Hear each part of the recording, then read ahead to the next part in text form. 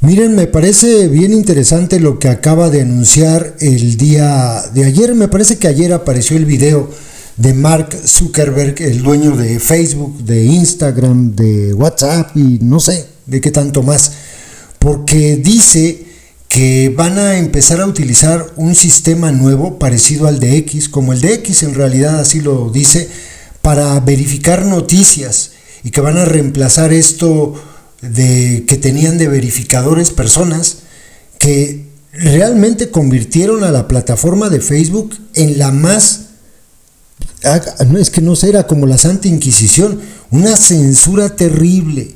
No podías escribir absolutamente nada, porque todo te aparecía con notificaciones de que estabas diciendo malas palabras, de que estabas diciendo cosas que no eran verdad. Es que incluso hasta los memes, a mí me llegó a ocurrir, no una vez, varias veces con memes. Miren, les cuento uno rápido para que se den cuenta. Ya ven que durante la pandemia empezó a difundirse un montón de teorías de la conspiración, una de ellas muy curiosa, porque decía que estaban instalándole a los seres humanos microchips en las venas, en la sangre, con la famosa vacuna, ¿no? Entonces yo subí un meme de eso, y Facebook me lo marcó como que estaba yo desinformando y me sancionó, creo que 2 días o algo así. Y ya ni les cuento cuando compartimos cosas sobre crimen organizado en la página de Facebook. Dios mío, según ellos es apología a la violencia, cuando estamos haciendo exactamente lo contrario. Es una locura. Pues bueno, me parece bien lo que están haciendo ahora. Ojalá de verdad funcione y ojalá Facebook vuelva a ser una plataforma que sirva para difundir información, no para estar temeroso de que lo que publiques vaya a ser censurado, porque así era. Les dejo este video que subió, ahí le hice ya la traducción con inteligencia artificial y me doy cuenta que traduce bien la inteligencia artificial, ustedes lo van a notar. Y pues bueno, para que se den cuenta lo que ocurrió y las nuevas medidas que va a incorporar Facebook. Hey everyone, I want to talk about something important today because it's time to get back to our roots around free expression on Facebook and Instagram. I started building social media to give people a voice. I gave a speech at Georgetown 5 years ago about the importance of protecting free expression, and I still believe this today. But a lot has happened over the last several years. There's been widespread debate about potential harms from online content. Governments and legacy media have pushed to censor more and more. A lot of this is clearly political, but there's also a lot of legitimately bad stuff out there. Drugs, terrorism, child exploitation. These are things that we take very seriously, and I want to make sure that we handle responsibly. So we built a lot of complex systems to moderate content. But the problem with complex systems is they make mistakes. Even if they accidentally censor just 1% of posts, that's millions of people. And we've reached a point where it's just too many mistakes and too much censorship. The recent elections also feel like a cultural tipping point towards once again prioritizing speech.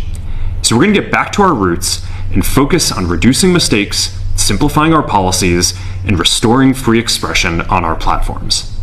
More specifically, here's what we're going to do. First, we're going to get rid of fact checkers and replace them with community notes similar to X, starting in the US.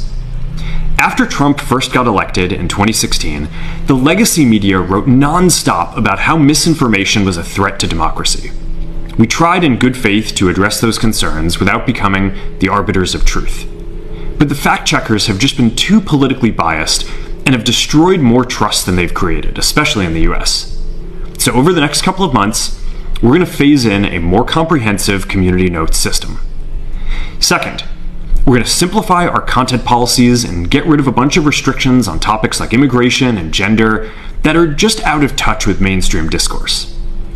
What started as a movement to be more inclusive has increasingly been used to shut down opinions and shut out people with different ideas, and it's gone too far.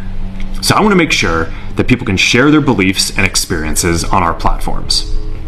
Third, we're changing how we enforce our policies to reduce the mistakes that account for the vast majority of censorship on our platforms. We used to have filters that scanned for any policy violation. Now, we're going to focus those filters on tackling illegal and high-severity violations. And for lower severity violations, we're going to rely on someone reporting an issue before we take action. The problem is that the filters make mistakes, and they take down a lot of content that they shouldn't. So by dialing them back, we're going to dramatically reduce the amount of censorship on our platforms. We're also going to tune our content filters to require much higher confidence before taking down content. The reality is that this is a trade-off. It means we're going to catch less bad stuff, but we'll also reduce the number of innocent people's posts and accounts that we accidentally take down. Fourth, we're bringing back civic content. For a while, the community asked to see less politics because it was making people stressed, so we stopped recommending these posts. But it feels like we're in a new era now, and we're starting to get feedback that people want to see this content again. So we're going to start phasing this back into Facebook, Instagram, and Threads while working to keep the communities friendly and positive. Fifth, we're going to move our trust and safety and content moderation teams out of California, and our US-based content review is going to be based in Texas. As we work to promote free expression, I think that it will help us build trust to do this work in places where there is less concern about the bias of our teams. Finally, we're going to work with President Trump to push back on governments around the world that are going after American companies and pushing to censor more. The US has the strongest constitutional protections for free expression in the world. Europe has an ever-increasing number of laws institutionalizing censorship and making it difficult to build anything innovative there. Latin American countries have secret courts that can order companies to quietly take things down. China has censored our apps from even working in the country. The only way that we can push back on this global trend is with the support of the US government.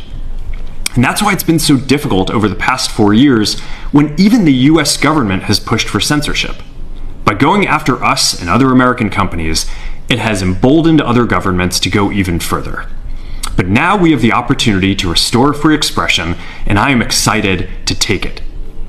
It'll take time to get this right, and these are complex systems. They're never going to be perfect. There's also a lot of illegal stuff that we still need to work very hard to remove. But the bottom line is that after years of having our content moderation work focus primarily on removing content, it is time to focus on reducing mistakes, simplifying our systems, and getting back to our roots about giving people voice. I'm looking forward to this next chapter. Stay good out there, and more to come soon.